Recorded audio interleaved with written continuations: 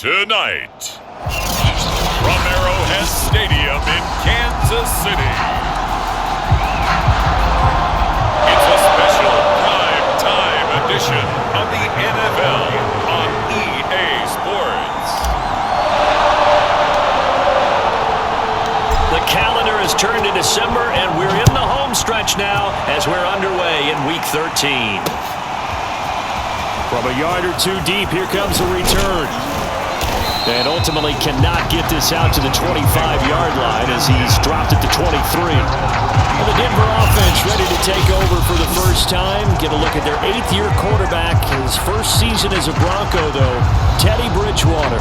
I've always loved Teddy Bridgewater. A lot of people have underrated him throughout his career. Remember, this is a guy who's battled back from a horrendous knee injury to find his way back as a starter in this league. More than capable right arm, tremendous leader. This guy knows how to make plays in the clutch.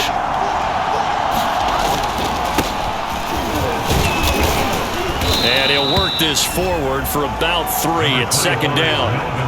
So a look here at the key inactives, and we got this list before the game down on the field. They tell us the same thing every time, don't they? Next man up. No excuses. Be ready to play. That's the mantra of every organization. The key is having guys on the roster who are capable of filling in and playing at a high level. That's when you know you've drafted well, scouted free agents well, and stocked your team just the way you're supposed to. From the 27, Bridgewater. This one complete to Jerry Jeudy. And he's taken down but able to slip across the 35. Line of scrimmage, the 37 on 1st and 10. Now the handoff comes to Gordon. And just no chance of turning the corner. He can only get back to the line of scrimmage. 2nd and 10 coming up. So after the run for no gain, here's 2nd and 10. Throwing is Bridgewater. And the timing a bit off that time as that one falls to the ground. Well, this defense, Charles, really played well in that win a week ago. But we certainly had a nice conversation with the defensive coordinator, didn't we? And what we heard, I like what we did, but we definitely need more pressure on the quarterback this week. And not enough on the throw that time as that one is incomplete. So the defense able to get off the field here on 3rd down. And it's one of the goals of the game. They've got to be effective on passing downs. It's one of the few things defenses chart. How did we do on 3rd down? That's a nice start for them in this one. Oh, he'll field it in the end zone. And that decision's only going to wind up costing him a yard or two as he's tackled just shy of the 20. So possession goes over here on the punt. And it's Chiefs football, 1st and 10. Mahomes will lead the Chiefs on 1st and 10 at their own 19-yard line. A good start to the drive. Here's that's caught out on the left side. And he'll be corralled well upfield right around the 40-yard line. Well, that certainly has to feel good. It's not all the time that the play caller should get all the credit. Sometimes I think in the huddle the quarterback just says, hey, who's going to make a play for me? And that's caught inside the 35. And he'll go down, but not before getting this inside the 30. It's a big play there for the Chiefs.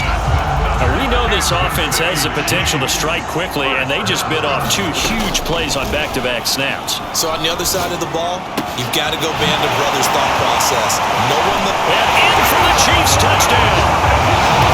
Noah Gray, his 2nd touchdown on the season. And the Chiefs are going to take a first-quarter lead.